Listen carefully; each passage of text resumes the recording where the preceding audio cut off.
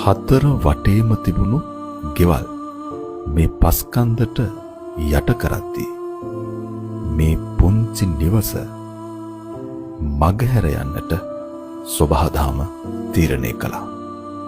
මේ විශ්වයේ හාස්කම් තේරුම් ගත නොහැකි මේ සොබහදාමේ තීන්දුව හරි පුදුමයි. මේ මහ පොළොව මත මිහිදන්නු අපේම මිනිසුනි, නිබ්බානම් පරමංසුකම් පරම සැපත වූ අමා මහ නිවන් සුව ඔබටත් වේවායයි අප ප්‍රාර්ථනා කරන්නෙමු. සසර වසනතුරු නිවන් දකින්නතුරු ඔබට මෙවන් අකල් මරණයක් කිසි කලක නොවේවායයි අප ප්‍රාර්ථනා කරන්නෙමු.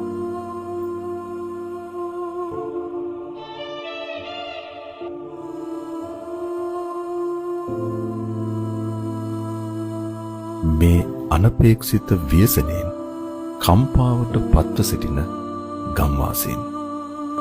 මමයි දුවයි තමයි මේ ගෙදර හිටියේ. ඒ උදේ 5:10ට විතර 5:00ට විතර තමයි එක ඇසිල්ලයි ආයෙ මොනවත් කරන්න කාටවත් බෑ වෙලාවක් නෑ අපේ හාමුදුරනේ. ඊට පස්සේ පහවදා උදේ අපේ මේ පංචලේ හාමුදුරු මෙච්චරක් වගේ එදිලා ඇවිල්ලා අපි වේරගෙන ගමේ අයයි ඇවිල්ලා වේරගෙන ගියා ඉතින්.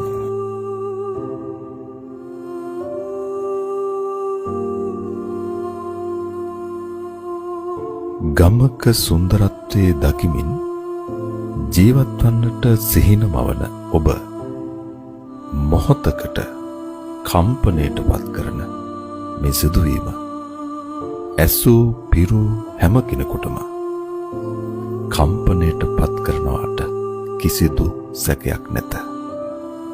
අකාරුණික රුතුරු ජල ධාරාවෝ යහන්ගල පාමුලින් කිලෝමීටර් 5ක් 6ක් දුර ගෙවා දමා පවුල් 15ක 35 දෙනෙකු මේ මිහි මත සදාකාලිකව මිහිදන් කරන්නට තරම් මේ ජල ධාරාව කුරිරු වූවා.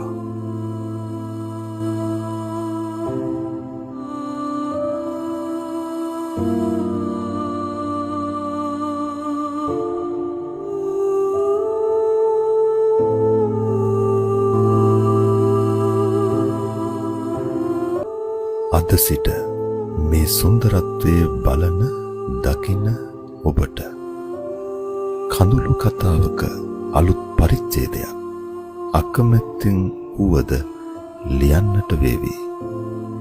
කුෂිකර්මාන්තය තම ජීවනෝපාය කරගත් අවිහිංසක ගැමි ජීවන රටාවකට උරුමකම් කියන අව්‍යාජ ගැමි පිරිසක් ජීවත් වූ හෙල්මලු ක්‍රමයට ගොවිතැන් කරපු ඉතාම රමණීය සුන්දරත්වයෙන් අනූන වෙල්ලායක් තමයි මේ ගල් පර්වතයන්ගෙන් පිරුණු පස්කන්දක් බවට පත් වෙලා තියෙන්නේ.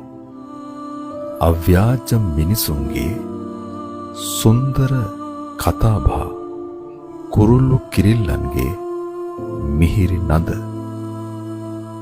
සුරතල් සතුන්ගේ හා ලදරුවන්ගේ කෙලිලොල් හඬ, ගලා යන ජලපහරේ නාදය සදහටම එක් ඇසිල්ලකින් නවතා දමා සමූහ මිනිවලක් බවට පත් වූ ඒ මහා ඛේදවාචකය. තමන්ගේ කියලා කිසිම කෙනෙක් ඉතුරු නොවූ කම්පිත හදවතින් සෝසුසුම් ලමින් සිටින ඔවුන්ගේ සිත් සුවපත් වේවා. මහනුවර දිස්ත්‍රික්කයේ මිනිපේ ප්‍රාදේශීය ලේකම් කොට්ටාසයට අයත් උඩත්තව නෙළුම්මල ගම්මානයේ කඳුළු කතාවයි මේ.